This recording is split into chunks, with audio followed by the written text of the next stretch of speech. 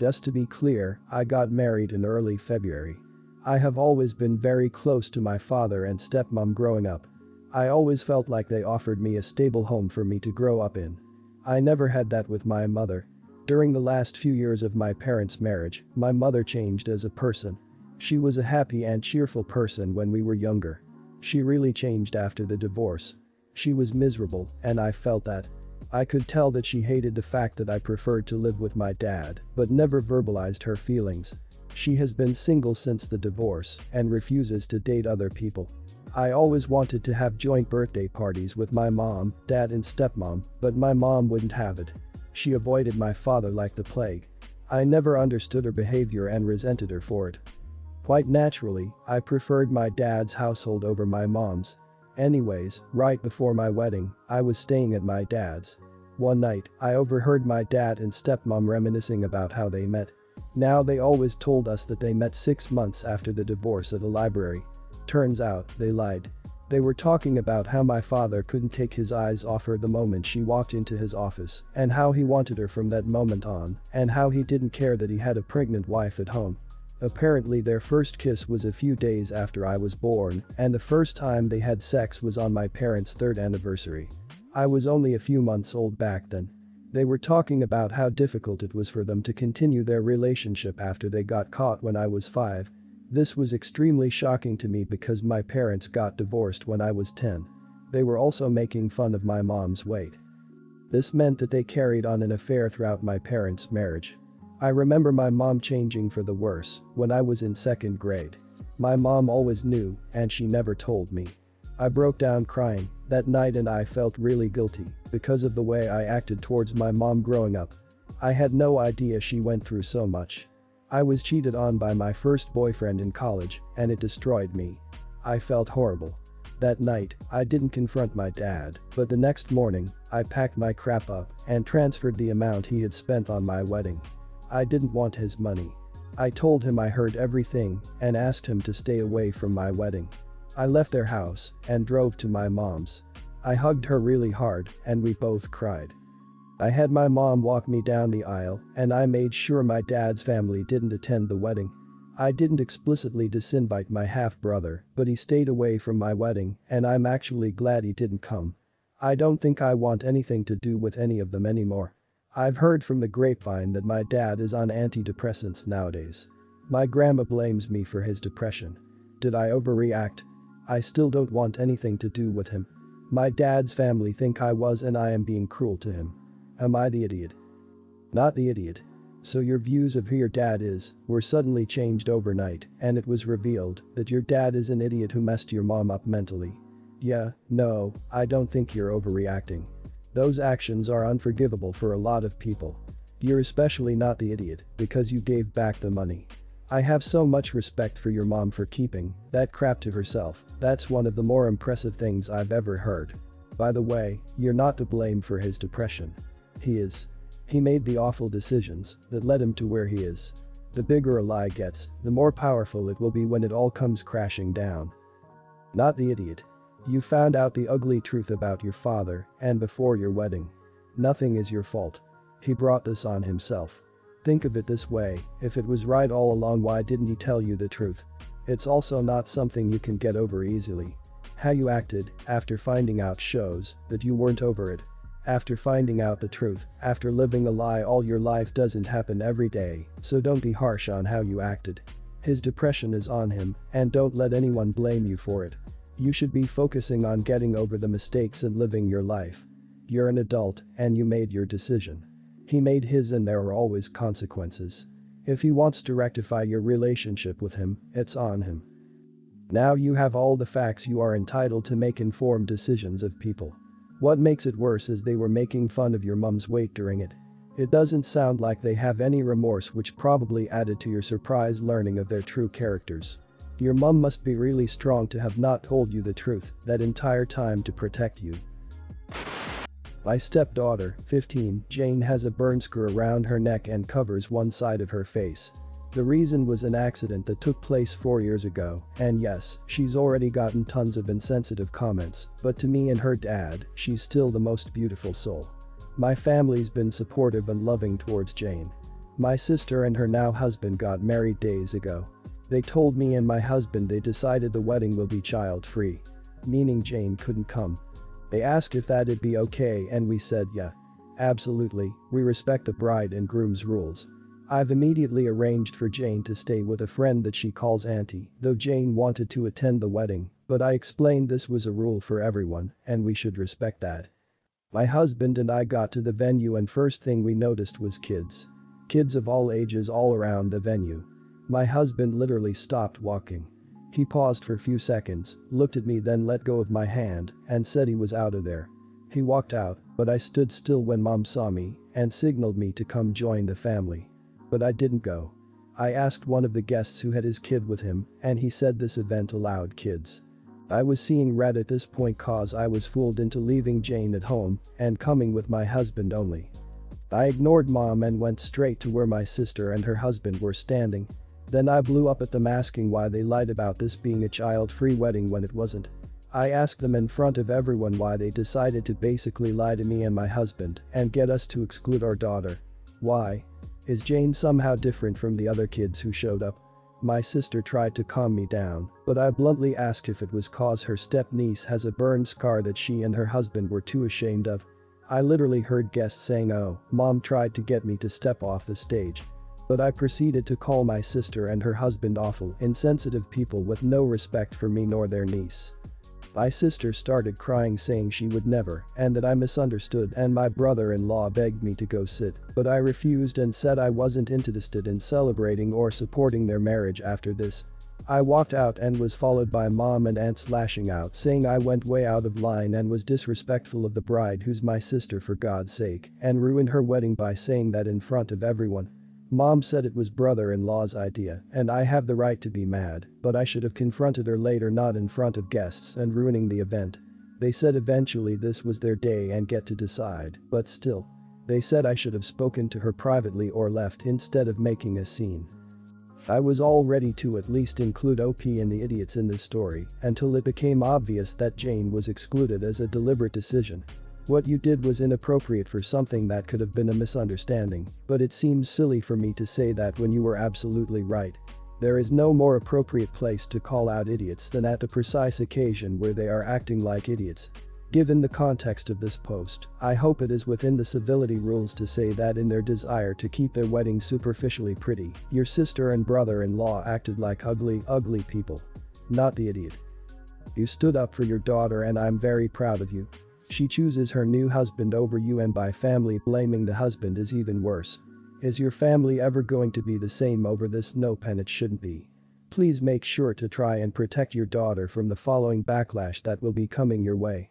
I am disgusted by your family. They all knew, and they hid it and lied to you and then tried to blame you for your angry reaction. Not the idiot. How petty and hostile of your brother-in-law, sister, and mother to deliberately scheme to make sure your daughter is not included while openly allowing everyone else's child to be there. Like you wouldn't notice and be a little upset. You and your husband had the absolute right reaction, and I am personally glad their wedding was ruined. I highly doubt your sister did not know, but even if she is innocent, you'd think she might ask you about why your daughter wasn't going to attend. A wedding is not so special an event where the bride and groom get a pass to mistreat their guests. Last weekend, my girlfriend and I went to a friend's wedding. My girlfriend had recently broken her foot, so she was in a boot and crutches for the wedding, which really bummed her out because she loves to dance and would be sitting the whole night. When the newlyweds opened up the dance floor to everyone, my girlfriend was noticeably sad and of course, I stayed with her. About 30 minutes in, one of our favorite songs started playing from when we were young. Seeing how bummed she was, I decided to pick her up and dance with her by carrying her, and we stayed next to our table, which was in the back. The dance only lasted about 60 seconds as I got tired and I put her down. The next day, our phones get tons of messages from the bride saying we're terrible friends for stealing her spotlight with my stunt. We had no idea what she was talking about until we checked social media, and there were photos and videos of me carrying my girlfriend and dancing to this song. It was mixed with other photos from the wedding too, mainly of the bride and groom. According to the bride, it was all her family could talk about the next day, about how romantic it was, and saying things like that's real love. I didn't realize how much attention we had drawn in that short amount of time. I feel bad for drawing away attention, but I don't feel bad for trying to cheer up my girlfriend. My girlfriend says I did nothing wrong and that the bride has always been dramatic. Right now, the bride's closest friends are saying we're terrible people, while most people say we did nothing wrong. Not the idiot. Would you have been the idiot if you carried her out to the middle of the dance floor, stolen the microphone from the DJ, chugged a beer, and yelled "Everyone look at us"? Yes. But you were clearly trying to cheer up your girlfriend and do something nice for her. You had no idea cameras or anyone was watching.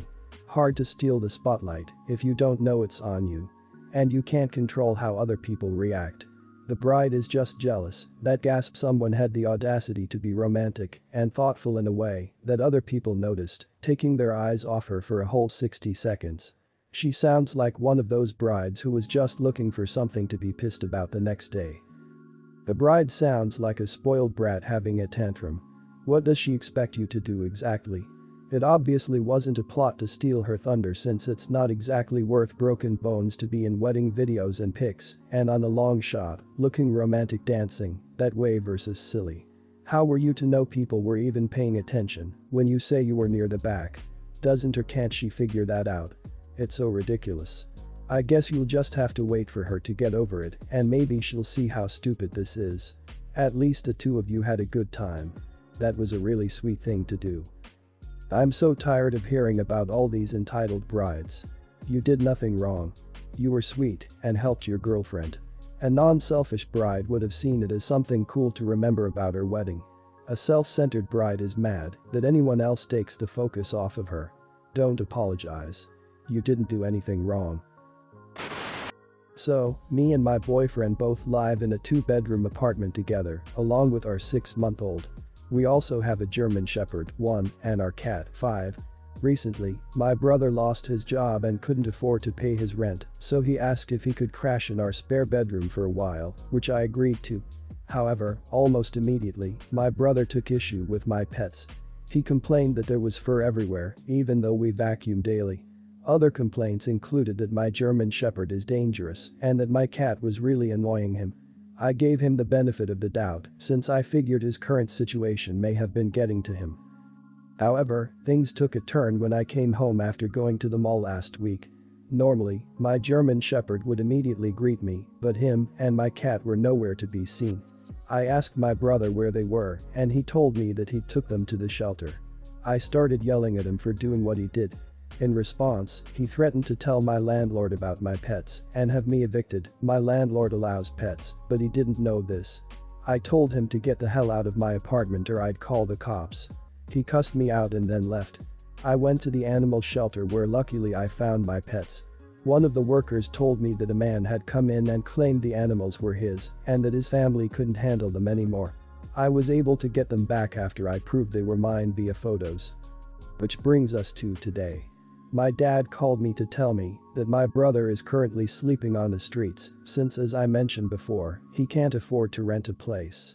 My parents live in Spain, so they can't really do anything.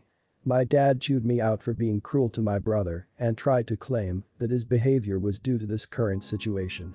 I told my dad that I'm not letting him back in and we haven't spoken since this call. Am I the idiot for doing what I did? Not the idiot. Technically, the only way you made them homeless was by not calling the police and having him arrested for theft. He would have had a nice warm bed in prison. And you kept him from that. Tell your dad you're willing to fix that and call the cops so he has a place to stay. But he totally risked your pets' lives. Owner-surrendered animals can be euthanized immediately. And no shelters don't have to confirm ownership because most people wouldn't do something like this. He committed a felony. Surrendering an animal to a shelter means he signed paperwork where he committed fraud. He stole property. Most people are not that stupid to do something that is traceable back to themselves. Your brother is an adult and not making good choices for himself.